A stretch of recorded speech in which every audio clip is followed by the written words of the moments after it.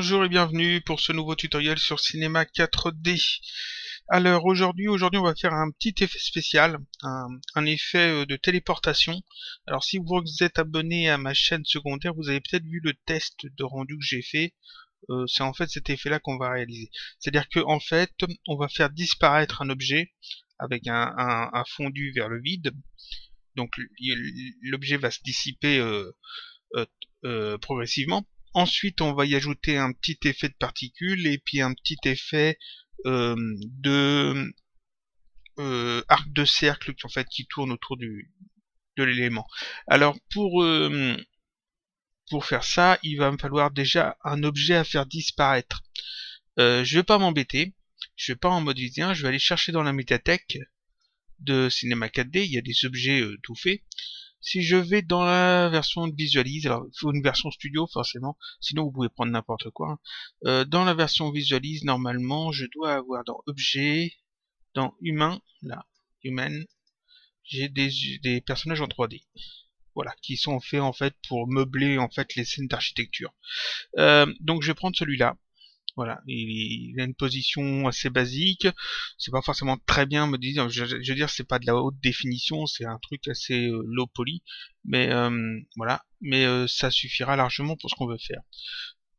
On va essayer de l'agrandir un petit peu, par contre, si j'arrive à me positionner correctement, voilà, on va l'agrandir un petit peu, donc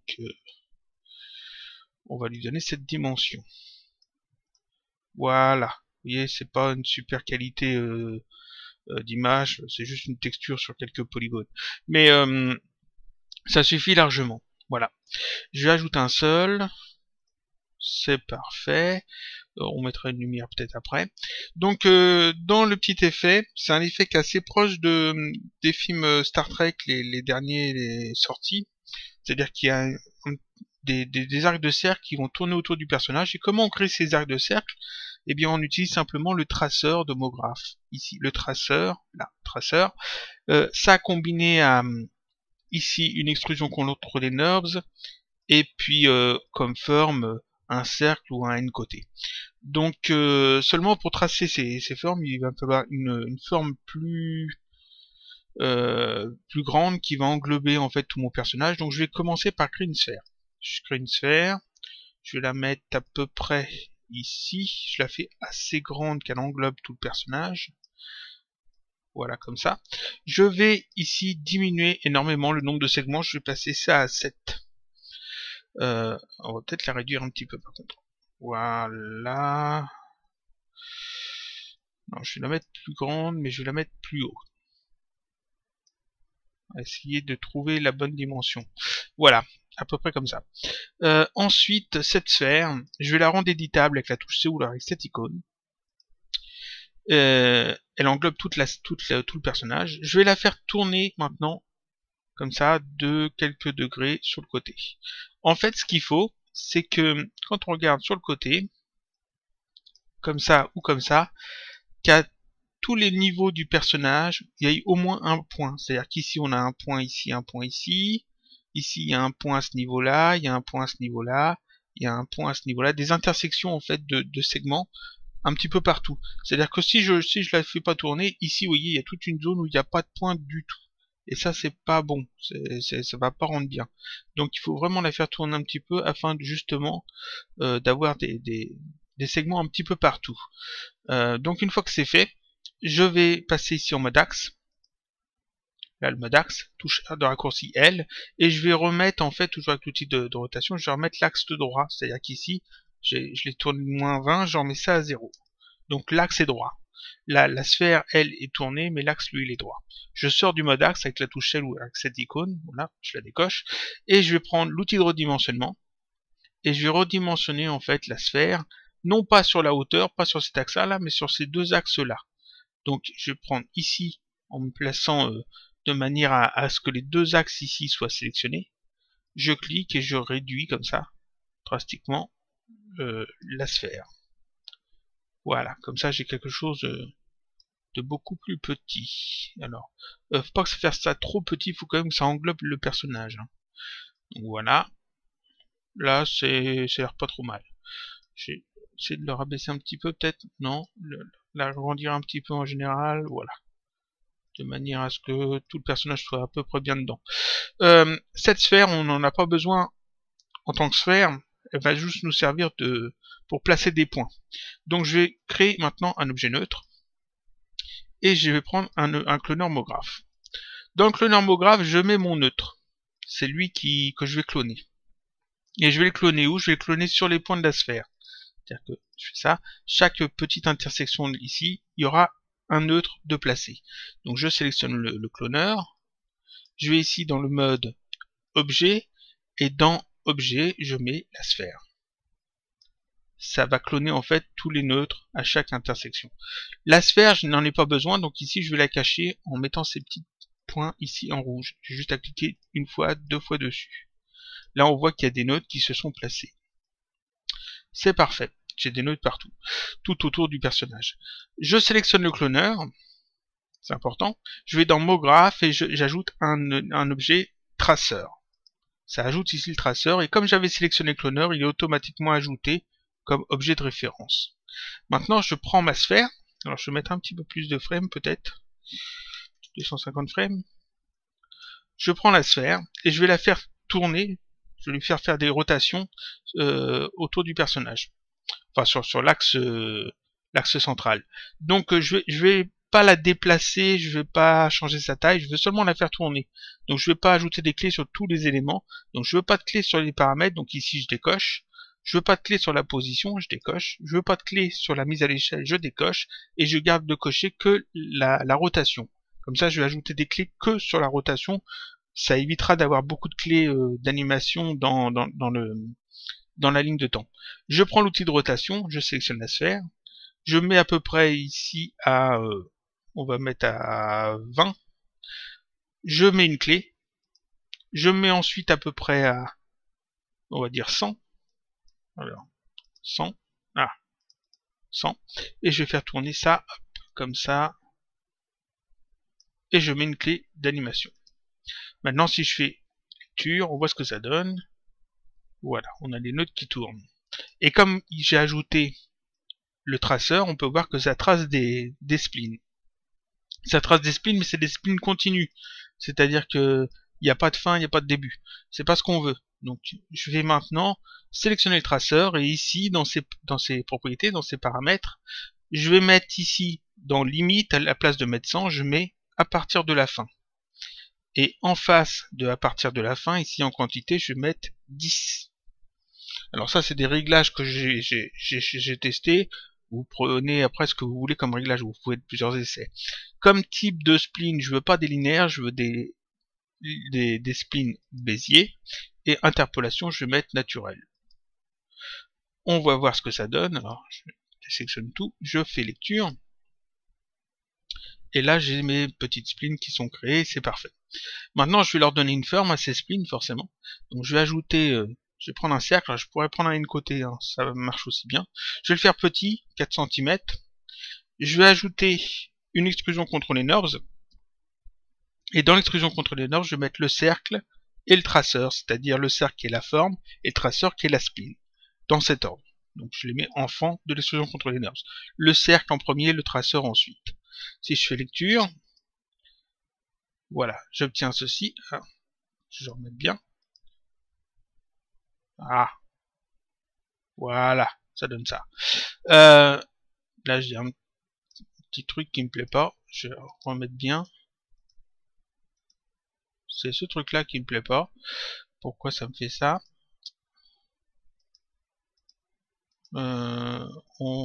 Là, traceur, traçage par trajectoire. Non, c'est bon, on va voir. Je vais peut-être changer d'ailleurs, si on va mettre adaptative à la place de naturel. Je pense que ça va corriger le problème. Voilà, c'est parfait. Donc là, j'ai mes splines qui sont créées, mais seulement c'est pas très joli parce que elles sont assez épaisses. C'est juste des tubes en fait. C'est pas ce qu'on veut nous. Nous on veut que ce soit fin au début, fin à la fin. Donc je prends ici mon extrusion contrôlée NURBS. Je vais zoomer un peu dessus. Je vais ici dans ses propriétés de l'extrusion contrôlée NURBS, et dans détail, j'ai cette courbe. Ah. cette courbe ici, mise à l'échelle, qui est très pratique pour donner une forme en fait à l'extrusion contrôlée. J'ai un point ici, ça suffit pas, il me faut un point au centre. Donc je fais un contrôle-clic au centre ici sur la ligne bleue pour ajouter un point. Maintenant je peux sélectionner ces points et les déplacer. Je vais mettre celui-ci tout en bas, celui-ci, on voit que ici ça fait beaucoup plus fin de ce côté-là. Celui-ci je le mets tout en bas aussi, ça fait fin de l'autre côté, et celui-ci on va le baisser à peu près ici, de manière à avoir, vous voyez, un profil beaucoup plus intéressant. L'extrusion contrôlée NURBS, d'ailleurs, je vais profiter pour retirer ces couvercles. J'en ai pas besoin, vu que c'est des pointes ici et ici, il n'y a pas besoin de couvercle. Donc, dans couvercle, ici, je mets sans couvercle, sans couvercle. Ça évite d'avoir des polygones inutiles. On va faire une lecture pour voir ce que ça donne. C'est parfait. Alors là-dessus, je vais ajouter une petite texture, donc j'ajoute une texture. Je veux pas de couleur, je veux pas de spécularité, je veux que de la luminescence. Parce que ça doit être quand même assez lumineux.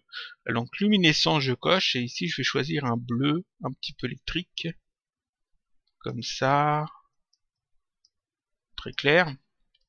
Et je vais mettre ça sur l'extrusion contrôlée NURBS. Parfait. On regarde ce que ça donne. Hop, si je fais un petit rendu ici, c'est parfait. Je veux pas que ces splines, ces extrusions contrôlées NURBS, fassent des ombres dans ma scène, parce que c'est juste de la lumière normalement. Donc ici je vais ajouter dessus, dans propriété cinéma 4D, voilà, je sélectionne bien, clic droit, propriété cinéma 4D, un tag de rendu. J'ajoute un tag de rendu, et ici je décoche ombre portée et je décoche ombre reçue. Comme ça ne créera pas d'ombre en fait sur le décor autour.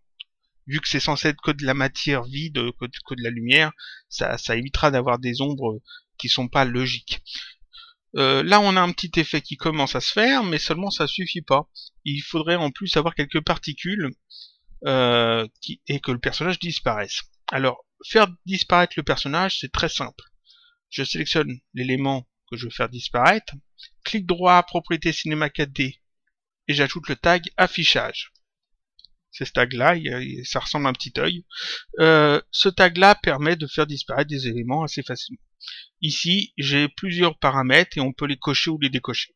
Ce que je veux gérer ici, c'est la visibilité. Donc je vais ici cocher en phase de visibilité et je vais simplement animer cet élément-là qui est à 100%, c'est-à-dire que l'objet est visible. Si je le mets à 0, l'élément n'est pas visible. Ou là, j'ai mis à 1%, il est quasiment pas visible.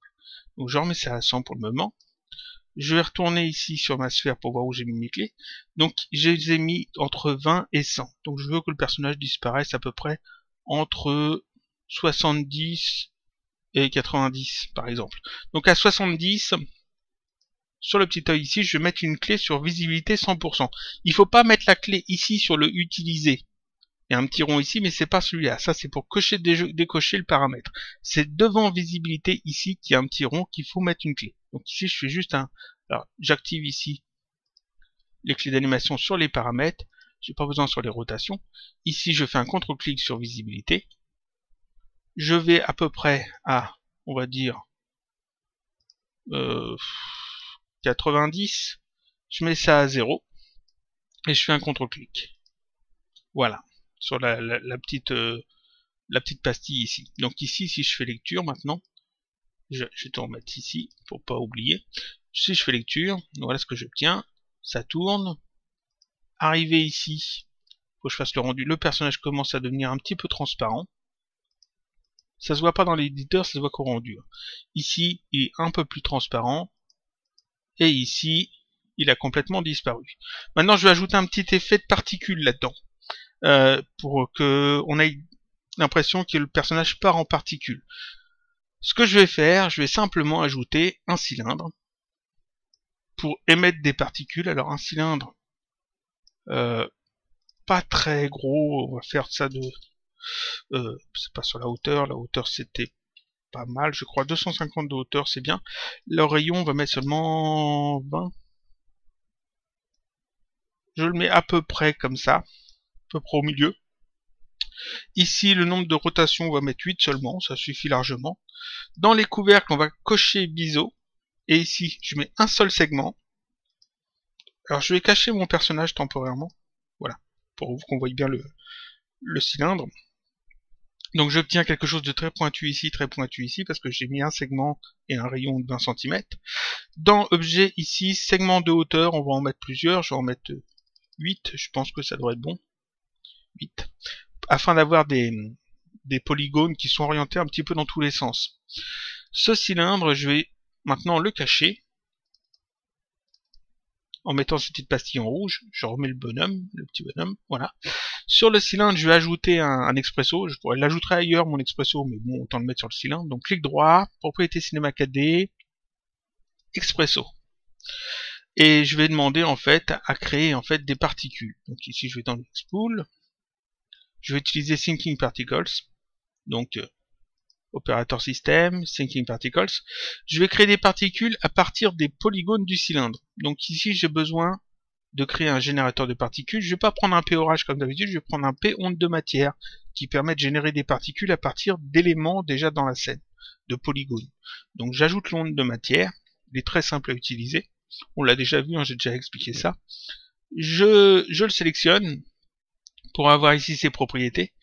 Et dedans, on peut voir qu'ici, il nous demande un objet. Donc je vais prendre le cylindre, je vais rendre le cylindre éditable parce qu'il faut que ce soit un élément polygonal. Donc je le sélectionne et j'appuie sur la touche C ou cette icône pour le rendre éditable.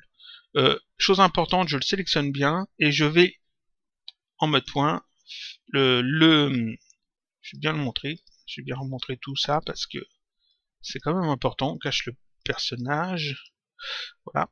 Ici en fait les couvercles ne sont pas soudés au reste, donc je passe en mode point, je fais CTRL A pour sélectionner tous les points ici, clic droit et tout en bas ici j'ai optimisé, je clique dessus, c'est tout. Et je peux tout désélectionner, et maintenant les points en fait sont soudés. C'est une chose qui est assez importante. Donc je peux recacher ça, afficher le petit bonhomme. Non, d'ailleurs je le laisse cacher pour le moment. Je retourne dans mon expresso, je reclique sur mon onde de matière, ici dans objet, donc je peux mettre maintenant le cylindre qui est un objet polygonal. Voilà, ça je le mets de côté. Si je fais lecture maintenant, les particules sont émises à partir du cylindre qui n'apparaît pas. Ici, les particules, on va s'arranger pour faire ça un petit peu mieux.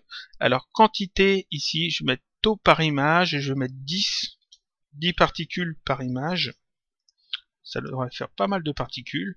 Il faut pas que ça aille trop loin. Vous voyez ici, les arcs de cercle sont complètement submergés par les particules. C'est pas bon. Alors, ce que je vais faire, je vais d'abord, ici en bas, ça je vais descendre un truc comme ça. Ici, la vitesse, je vais descendre ça, on va mettre ça à 20 pour tester. Voilà, c'est déjà un petit peu mieux. C'est mieux. Ici, durée de vie, on peut mettre ça peut-être à 60. On refait un essai. C'est pas mal. Les particules un petit peu plus rapides. Alors, il faut bien que je resélectionne le nombre de matière. Particules un peu plus rapides, on va mettre ça à 30. Même à 40. Essayez de voir. Il faut faire plusieurs essais. 40. C'est pas mal. Ça dépasse un peu, mais c'est pas grave parce que je vais ajouter des choses. Donc ici, l'onde de matière, je vais ajouter maintenant ici un P-group. Donc je suis dans TP standard, j'ajoute un P-group. Alors, pour faire les choses bien, on va dans simuler, Thinking Particle, paramètres Thinking Particles. On va créer un nouveau groupe. Donc clic droit, ajouter.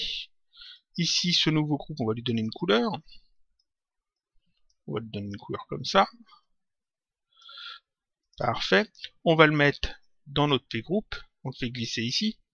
J'ai besoin aussi ici dans TP initiateur d'un P-conduit, ou P-pass en anglais, avec le même groupe dedans. Parfait. Ça, je peux le fermer.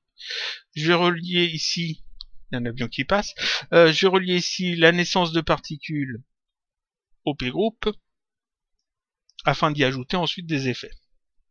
Donc si je regarde ce que ça donne ici, ça donne ça, c'est parfait. Comme effet, je vais ajouter ici une friction. Ça va freiner en fait les particules sur leur fin. Donc je vais ici dans TP dynamique, ici friction, P friction, et je l'ajoute simplement. Je change pas ces paramètres par défaut parce que je pense que ça va être bon. Mais on peut, forcément, on peut tester. Donc là, si on regarde, en fait, les particules sont freinées sur la fin. et c'est parfait. Mais là, les particules sont émises tout au long de l'animation, alors que le personnage a déjà disparu. Le personnage, on le fait disparaître, si je regarde bien, ici la visibilité, j'ai mis ça entre 70 et 90, donc il faut que les particules soient émises à peu près entre, on va dire entre 50 et 90, on va dire. Donc ici dans mon expresso, je vais activer en fait mon onde de matière. On sélectionne tout ça, on décale tout là. L'onde de matière seulement entre 50 et 90 à peu près. Donc ici, je vais sur le petit carré bleu, je vais ajouter le activer. Voilà, ça m'ajoute en fait ici le activer. Activer. Et ce activer, c'est une valeur booléenne. Et on a vu déjà dans un autre tutoriel qu'on pouvait indiquer à quel moment envoyer une valeur booléenne là-dedans. Je vais donc ici, dans mon expresso, alors je vais fermer un petit peu tout ça pour avoir plus de place. Ici dans système preset, j'ajoute ici le time control. Je l'ajoute. Je relie le booléen ici sur l'activer. Je clique sur le time control et ici je peux indiquer de quel frame à quel frame activer l'onde de matière. Donc ici j'ai dit de 50 à, on va dire, 90. Donc les particules seront émises que de 50 à 90. 90 c'est même beaucoup, je vais mettre 85 je crois. Ça devrait suffire. On va regarder ce que ça donne. Voilà, les particules sont émises et ça s'arrête. Et là c'est bon. Donc je réaffiche mon petit bonhomme. Voilà. On regarde ce que ça donne.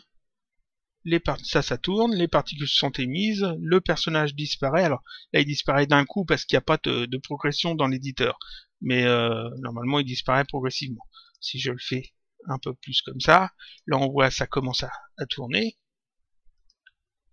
Là, les particules commencent à être émises, mais seulement on les voit pas ces particules. Ah mince. Qu'est-ce qu'on peut faire pour les voir? D'abord on va ajouter ici dans simuler Thinking Particle, une géométrie de particules. Géométrie de particules. Et ici, il faut indiquer quel groupe de particules. Donc, je vais aussi dans Simuler, Thinking Particle, Paramètres Thinking Particle. Et ce groupe-là, le groupe 1, je vais le mettre dans le groupe de particules ici. Parfait. Maintenant, je retourne ici dans mon expresso. Et je vais donner une forme à ces particules. Parce que pour le moment, on les voit pas du tout et ils n'ont pas de forme. Donc, on va essayer de tout bien mettre. Donc pour ça, il faut que j'ajoute sur mon P-conduit ici un P-form. Donc je vais ici dans TP standard et j'ajoute ici le P-form. Je l'ajoute comme ça. Tac. Ici, il faut lui indiquer quelque chose parce que là, ça suffit pas. Il faut lui indiquer quelle forme il va avoir. Quelle forme ces particules vont avoir. Alors ce que je vais faire, je vais simplement ajouter une lumière dans ma scène. Une toute petite lumière. Je la sélectionne, je vais lui demander d'avoir aucune illumination dans ses paramètres. Donc elle va pas faire de lumière. Par contre ici je vais aller dans la lentille et je vais simplement ajouter un effet de lentille. Alors on va prendre un effet de lentille assez simple. Celui-là, HI8. On va le modifier, donc ici je clique sur modifier. On avait déjà vu cette fenêtre et puis ces effets dans les tutoriels sur la magie. Donc ici, élément 1, inactif, on le retire. Élément 2, inactif, j'en veux pas non plus. Élément 3, il n'y en a pas. Ici, il n'y a pas d'anneau, c'est inactif, c'est parfait. Là, normalement, il y a 3 éléments. Donc alors, le 1, on va le mettre à 5%. Le 2, on va le mettre à 3%. Et le 3, on va le mettre à 4%. Ça fait un tout petit point comme ça, lumineux. Je vais ici, chose importante, cocher mise à l'échelle de la lueur avec la distance. Et cette lumière, je la rends invisible. Comme ça, en mettant les petites pastilles ici en rouge. Et dans mon expresso, je vais la faire glisser sur le P-form. Donc ici, le P-form, je fais glisser ma lumière dessus. Voilà, donc les particules maintenant ont la forme de cette petite lumière qui n'émet pas de lumière, mais qui va avoir un effet de lueur. On regarde ce que ça donne. Donc ici, ça commence à tourner. On a ça comme ça. Les particules commencent à être émises. On commence à en voir quelques-unes. Ils sont émises de plus en plus. Le personnage a disparu. et les particules s'arrêtent et le petit truc qui tourne s'arrête aussi. Alors on va regarder un petit peu le moment où le personnage commence à disparaître seulement, à peu près ici. Là on voit qu'il devient un petit peu transparent. Il est encore là, il est carrément disparu. Alors il disparaît peut-être un peu trop vite. Je vais aller dans le tag affichage ici et la visibilité. Ici je vais déplacer ma clé plus proche de 100. Voilà, comme ça il disparaîtra un petit peu moins vite. On peut aussi augmenter un peu la taille des particules peut-être. Non, ça va aller. On va dire que c'est bon. On peut ajouter une lumière dans la scène, forcément, on peut ajouter tout ce qu'on veut. Et un petit décor. Alors pour les décors, vous reprenez le tutoriel sur le couloir de science-fiction par exemple. On a vu comment on pouvait faire un mur paramétrique, un mur avec des données utilisateurs pour obtenir des portes, etc. Ça permet de faire très rapidement en fait une scène science-fiction comme ça. Donc ici on a fait un petit effet, donc vous voyez c'était assez simple, hein. Un petit peu d'expresso, quelque chose d'assez basique en fait, juste une onde de matière donc qui génère des particules, une friction et une forme sur le P-conduit. Voilà, ça c'est vraiment la base de Thinking Particles. On a vu qu'on a pu utiliser le traceur avec le cloneur pour créer un petit effet d'arc de cercle qui tourne autour de notre personnage, qui rend assez bien. On pourrait ajouter des lueurs là-dessus, on pourrait mettre ça un petit peu plus lumineux peut-être, un petit peu plus vif, comme ça. Ouais, un petit peu plus vif comme ça. On pourrait faire plus d'anneaux ou moins. On pourrait tout à fait les faire dans un autre sens, hein, si vous voulez que ce soit plutôt sur la verticale, etc. Normalement, ces anneaux-là ne font pas de lumière, c'est-à-dire que ils ne font pas d'ombre. Si je mets une lumière comme ça, qui génère des ombres, et que je fais un rendu, vous voyez que sur le sol, on a l'ombre du personnage, mais on n'a pas l'ombre de ces cercles, de ces arcs de cercle. Simplement parce que ici, dans le tag de rendu, on a décoché ombre portée, ombre reçue. Si je les remets, ces éléments-là, et que je fais un rendu, vous pouvez voir qu'ici, il y a des ombres, qui sont en fait les ombres des arcs de cercle. Ça peut être gênant sur certaines scènes. Donc, en les décochant ici, on n'a plus ces ombres. Voilà. Et donc là, on a fait un petit effet de science-fiction assez sympa. On pourrait tout à fait mélanger ça avec un élément de la vie réelle, c'est-à-dire utiliser une vidéo en fond d'écran ou une image, et puis s'en servir pour faire disparaître un élément réel avec un petit peu de montage vidéo. Ce serait assez simple. Voilà, c'est tout pour aujourd'hui. Je vous dis à la semaine prochaine pour un autre tutoriel, toujours sur Cinema 4D.